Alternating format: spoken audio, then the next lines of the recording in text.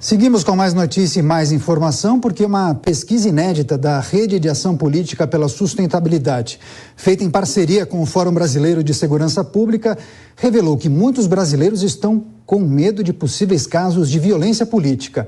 O levantamento de nome Violência e Democracia, Panorama Brasileiro Pré-Eleições de 2022, revelou que quase 7 em cada 10 entrevistados confirmaram que têm medo de serem agredidos fisicamente em razão das escolhas políticas ou partidárias. E mais, 3,2% dizem que sofreram ameaças por motivos políticos no último mês. Sobre esse cenário, nós vamos conversar a partir de agora com o Rodrigo Stumpf Gonzalez, cientista político e também professor da Universidade Federal do Rio Grande do Sul, a quem agradecemos demais pela participação. Professor, seja muito bem-vindo. Boa noite aos telespectadores.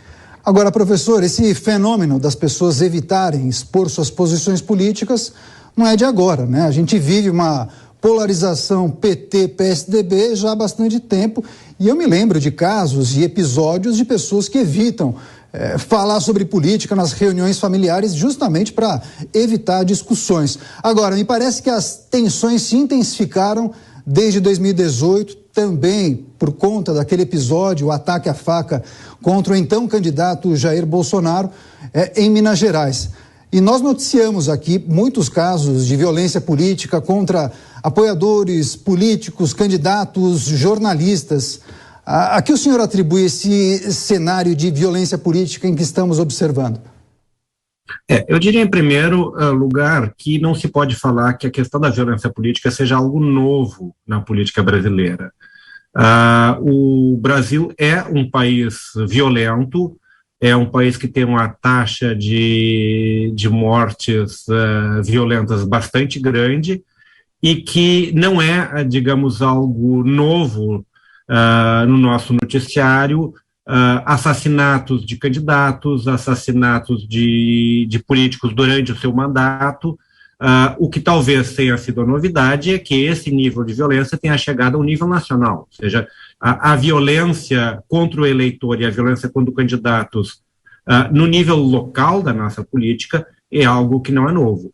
O que nós temos é talvez um processo, digamos, de radicalização das posições que faz com que diminua a tolerância à divergência, algo que a gente vinha vendo desaparecer no período da redemocratização, ou seja, o Brasil, ainda que tivesse havido essa polarização entre o PT e o PSDB em várias eleições presidenciais, isso tinha sido feito de uma forma pacífica e, de alguma forma, com a aceitação das posições adversárias.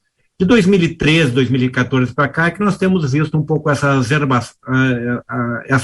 radicalização das posições e a perda da aceitação do outro, o que leva à violência. Na medida que eu não passo a discutir ideias, eu passo a ver o outro como um inimigo, a violência parece ser uma saída possível, que não o diálogo, que não o enfrentamento pelo voto. Agora, reforçando alguns números que essa pesquisa trouxe para a gente, o Caniato até enfatizou, e eu vou enfatizar mais uma vez, trazendo um dado novo desse levantamento, professor. Quase 70% das pessoas ouvidas nessa pesquisa evitam falar de política porque têm medo de serem agredidas. Cerca de 3% chegaram a receber alguma ameaça nesse sentido por expor o que pensam e isso não agradar quem está do outro lado, quem está ouvindo. E quase 1% chegou efetivamente a ser agredido por causa da sua posição política ou da sua posição eleitoral.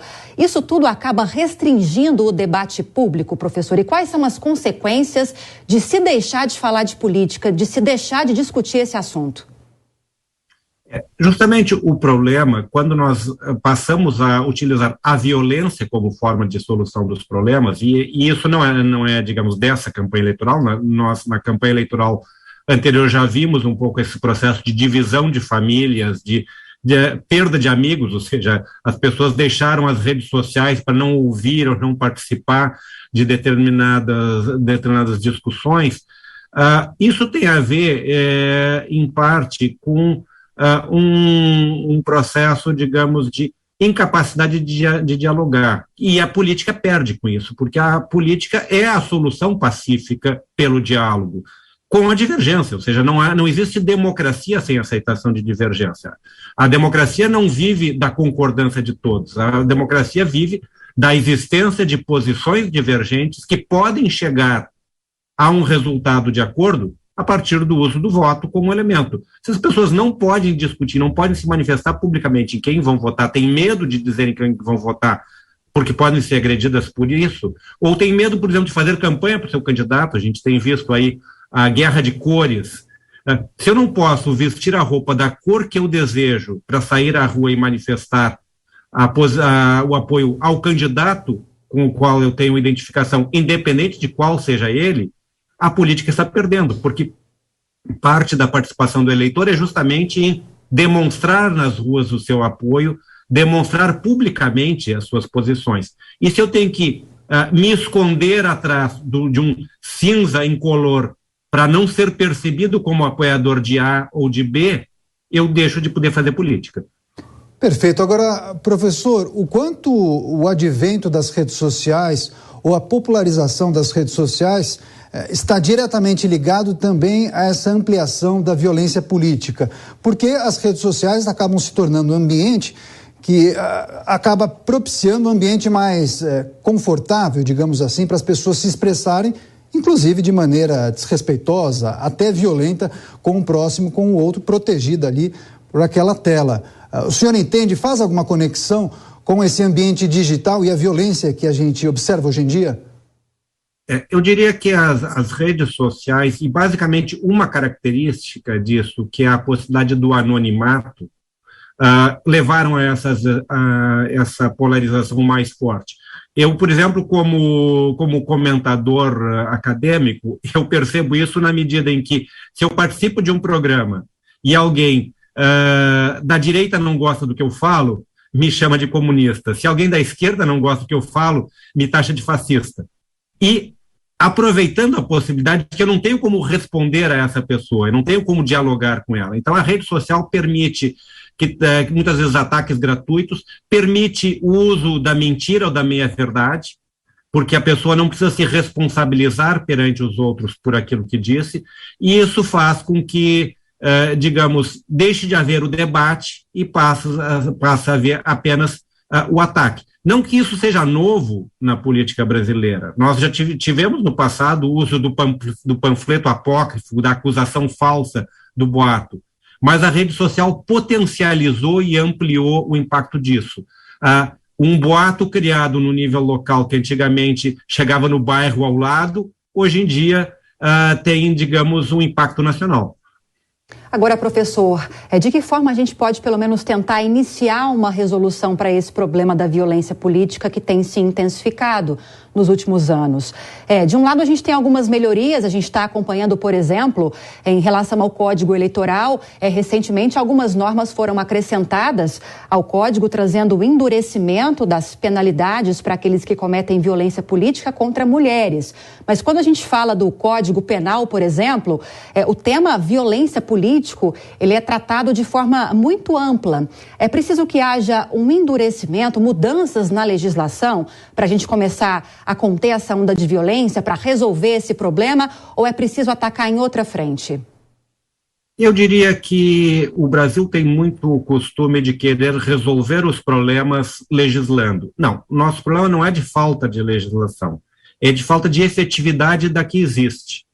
Porque não adianta ter uma lei extremamente dura se é impossível ou praticamente pouco prático colocá-la em prática. Ou seja, poucas pessoas hoje são responsabilizadas. Houve avanços, a Corte Eleitoral hoje está mais atenta à circulação de notícias falsas e a meios de impedir, mas eu acho que falta fundamentalmente um movimento, que é de todos os candidatos, de todas as ideologias, de considerar inaceitável dos seus apoiadores esse tipo de posição. Porque é mudando a nossa cultura, mudando o comportamento do cidadão, condenando o indivíduo que utiliza da violência, é que nós vamos evitar que ela aconteça. Claro, a penalidade pode ser um dos meios, mas é praticamente impossível punir a todos. Nós não teríamos, digamos, prisões e processos suficientes para punir todos aqueles que postam uma mensagem inadequada na internet. Nós simplesmente tornaríamos os nossos tribunais um lugar de despejo de denúncias que depois não seriam efetivas porque os processos demorariam muito para ter resultado. Nós precisamos mudar a nossa cultura, nós precisamos condenar de forma uníssona na sociedade o uso da violência, seja verbal, seja física, ou seja, que a violência não se transforme na agressão física não significa que não seja violência. Nós devemos ser intolerantes com o uso da violência verbal nos processos políticos. Professor Rodrigo Stumpf Gonzalez, agora seguimos com a última pergunta da comentarista Cristina Grêmio. Professor, boa noite. Eu pedi até para participar da pergunta, porque estou vendo que o senhor é professor universitário, queria uma opinião sua sobre o quanto o cerceamento do debate acerca de ideias conservadoras no ambiente universitário não acirra ainda mais os ânimos, porque a gente sabe que a maior parte das universidades, pelo menos das universidades públicas brasileiras, sequer tem em suas bibliotecas autores conservadores, e há muitas denúncias de estudantes de pós-graduação que não conseguem ver aceitas por bancas propostas de estudo em cima de ideias de autores conservadores. Isso não empobrece o debate e não aumenta essa polarização e essa violência política? Eu diria que minha área, a área da ciência política, para nós não é estranho o debate dos autores conservadores, mas eu diria que esse tipo, digamos, de restrição é um tipo de restrição que depende da área. Durante muitos anos, eu fui professor em faculdades de Direito, e pelo menos na região sul do país, o que prepondera nas faculdades de Direito é o pensamento conservador, não é o pensamento progressista. Nos cursos de Ciências Sociais, ao contrário, o que prepondera é uma visão mais de esquerda, uma visão, inclusive, às vezes, à esquerda dos próprios partidos que nós temos aqui. Então, isso eu não acho que exista um fenômeno universal de restrição, mas isso também faz parte de uma cultura do tentar calar o diferente, que existe de ambos os lados, e, infelizmente, isso tem acontecido. Nós vemos todo o debate nos Estados Unidos, de um lado, de uma esquerda identitária, que quer fazer prevalecer as suas ideias, e eventualmente de uma direita armamentista que tenta silenciar o debate pela força. Acho que nós devemos nos afastar de ambos os opostos. A tradição universitária é uma tradição do livre debate, e no caso de haver algum tipo de cerceamento, eu acho que a pessoa tem o direito de defender a sua liberdade de expressão. A universidade é fundamentalmente o local da liberdade de expressão. A escalada da violência política em destaque nessa entrevista especial com o professor Rodrigo Stumpf Gonzalez, que também é cientista político, a quem agradecemos demais pela participação. Professor, volte mais vezes à Jovem Pan News. Sempre à disposição, dentro do debate de ideias em que a discordância faz parte do processo. Com certeza.